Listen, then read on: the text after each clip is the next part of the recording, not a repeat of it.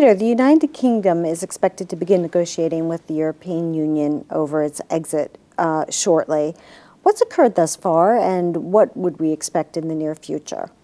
It's interesting because it's over 6 months since the referendum happened, but the government are expected to trigger the so-called Article 50 in March this year. That starts the formal process of the UK leaving the EU.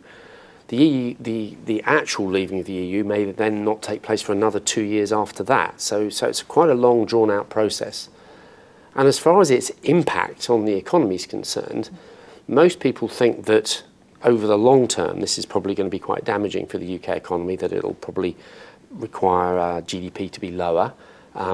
Just how much lower is going to very much depend on whether or not the UK has what's called a hard Brexit or a soft Brexit. Now looking more likely to be a hard Brexit, and what that means is that because the UK wants to restrict immigration, it probably means we won't have such good access to trading relationships with the EU. So that's probably why we think activity will be lower.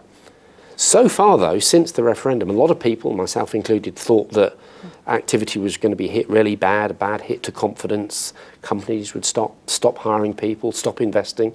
In fact, the UK economy seems to be sailing through it all very nicely. But I think it's maybe too soon to say everything's fine. I think we will expect to see slightly lower growth next year going forward as the real impact of Brexit starts to set in.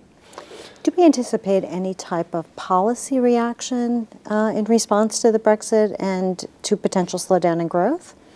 Well, we've already had the Bank of England cut interest rates pretty soon after the Brexit vote, and I think that helped to shore up confidence. Ironically, it also helped to weaken the exchange rate, which is also propping up the economy. I think fiscal policy is a lot looser than it otherwise would have been. So all of those things are maybe helping to explain why growth hasn't fallen away as sharply as people were expecting. There's a growing anti-EU sentiment on the heels of the UK Brexit vote and the US popular election. What are the implications for the European economy and our economic outlook in 2017? Yeah, well, I think the big worry is because the UK is now thinking about leaving the EU, it might embolden other countries to do the same thing. And so there are a series of political events coming up over the next year. Most important, the French election for a new president, the German election, and any one of those could allow this anti-EU sentiment to express itself. And in extreme, that could actually cause a government to fall, or even a country leaving the EU or the Euro.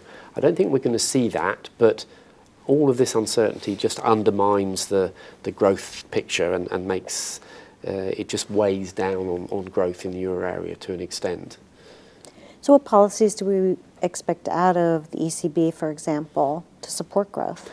Well, we're seeing continuing stimulus being provided by the ECB. They're adding to their process of quantitative easing, which is asset purchases. That's expected for the rest of this year. And many people are also looking to governments to provide some policy stimulus in the form of fiscal injections.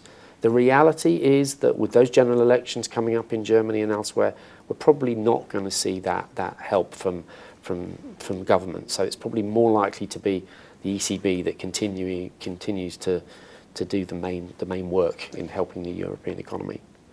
So do we expect the ECB to be successful in supporting growth in Europe?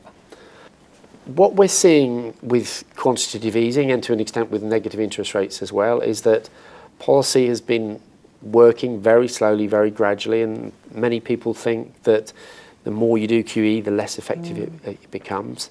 Even so, I think we are gradually getting a return to full capacity in the euro area, but inflation is still well below target, so there's still a lot of work to do. So I'm not an outright pessimist on policy, but it's a long haul. And these headwinds like Brexit, like anti-EU sentiment, the migration crisis in Europe, all of these things are making life more difficult for policymakers.